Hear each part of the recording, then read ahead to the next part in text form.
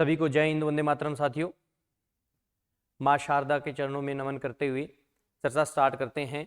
आज जो आपका 3rd ग्रेड टीचर एग्जाम जो इंग्लिश सब्जेक्ट से आप दे के आए हैं उसके आंसर की है, उसकी अपनी चर्चा स्टार्ट करते हैं।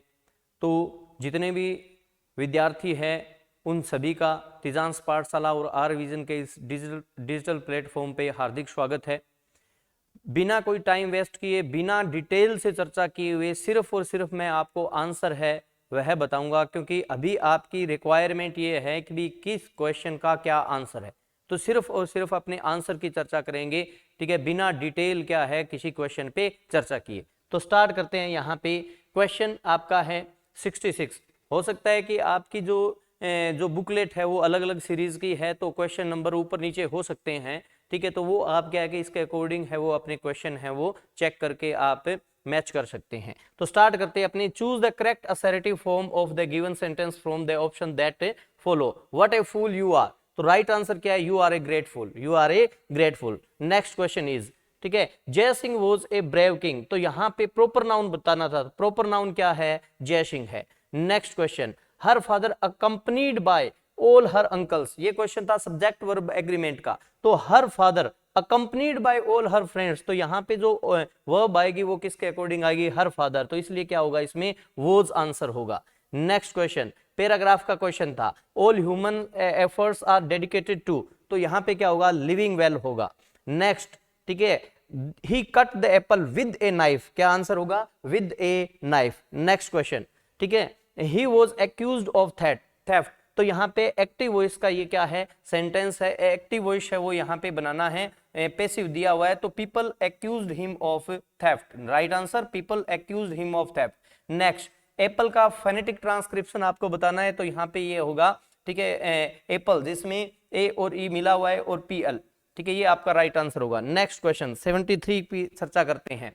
तो यहाँ पे बात करते हैं, यहाँ पे नाउन क्लोज है उसको आइडेंटिफाई करना था।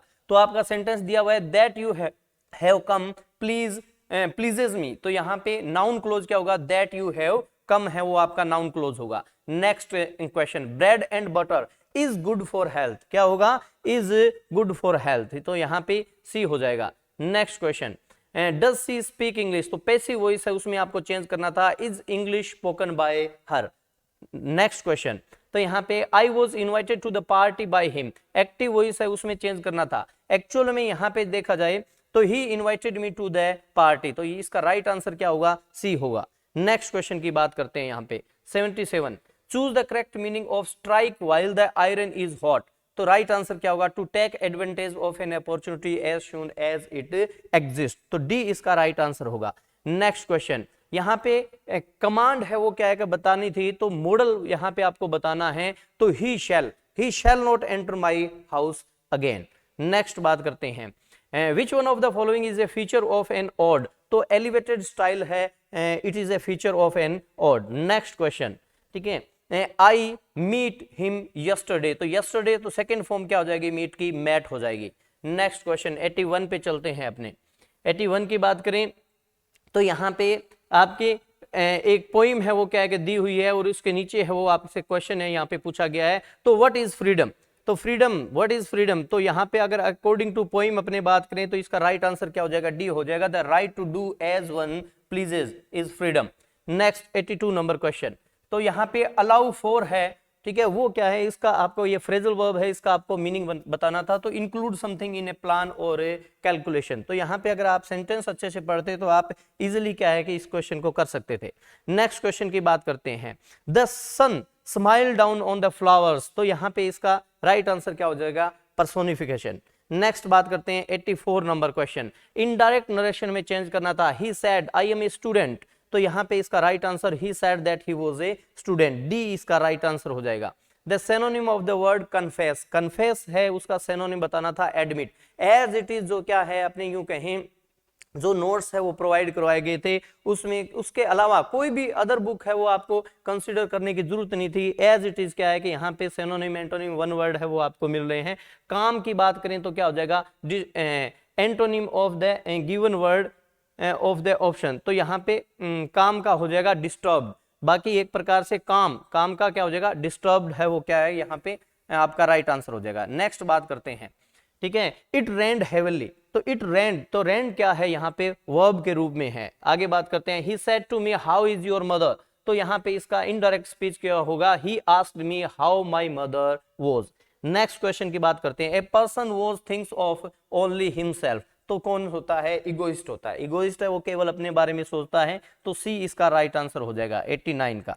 आगे बात करते हैं 90 number question. 90 number, what according to the writer is the highest youthful ambition in the best college, तो टू बिकम ए ब्यूरोक्रेट, तो बी इसका राइट आंसर हो जाएगा। स्नफ्ड आउट का मतलब होता है किल्ड, ठीक है, एक प्रकार से अपने यूं कहें।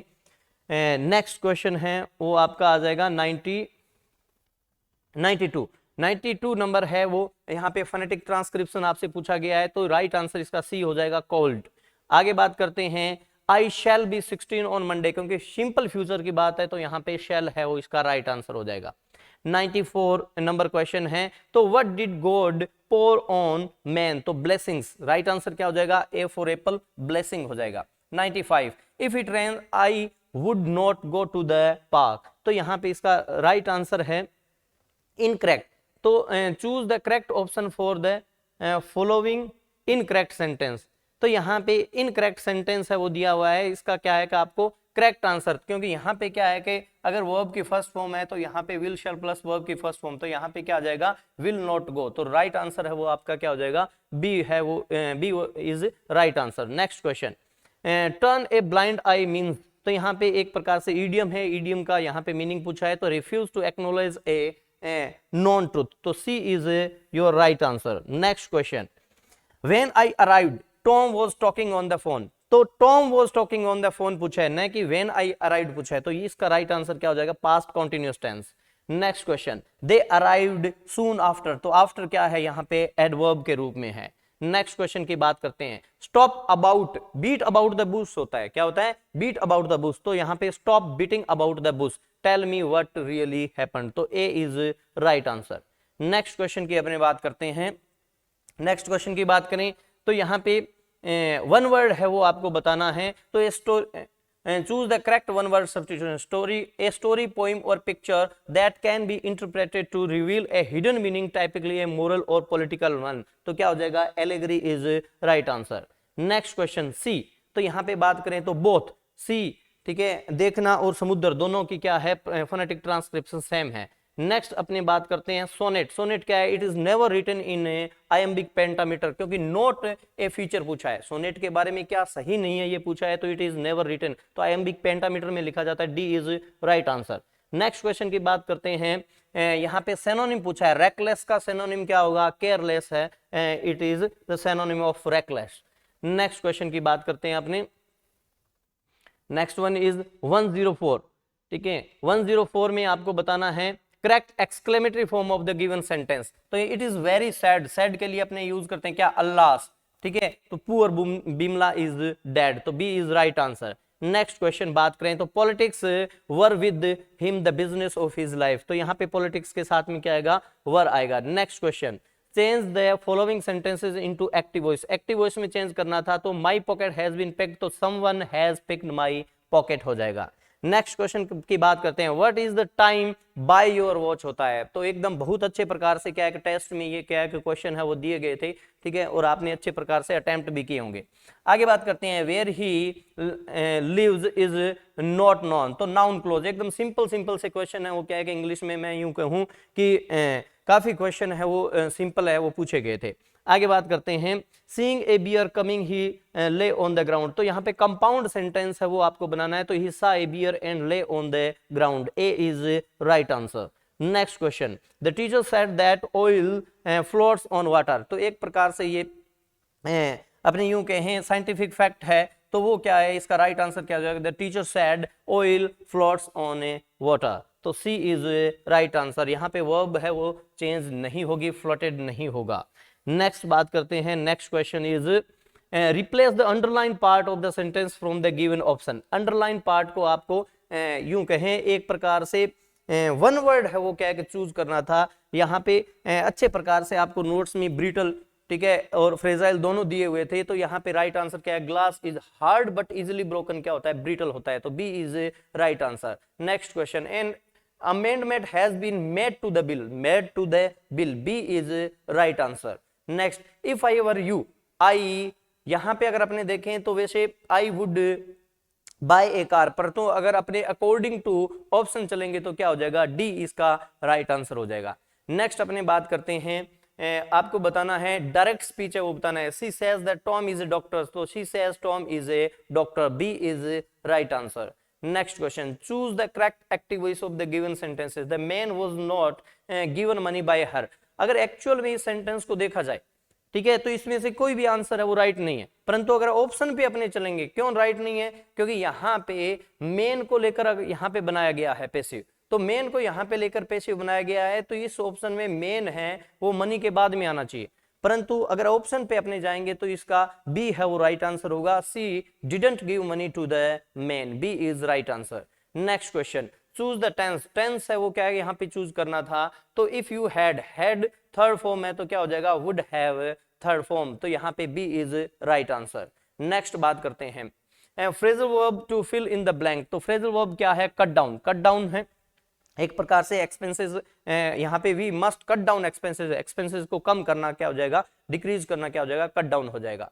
नेक्स्ट बात करते हैं क्रिटिसाइज का एंटोनिम है वो क्या हो जाएगा, कमेंट, किसी की प्रशंसा करना, तो सी इज राइट आंसर।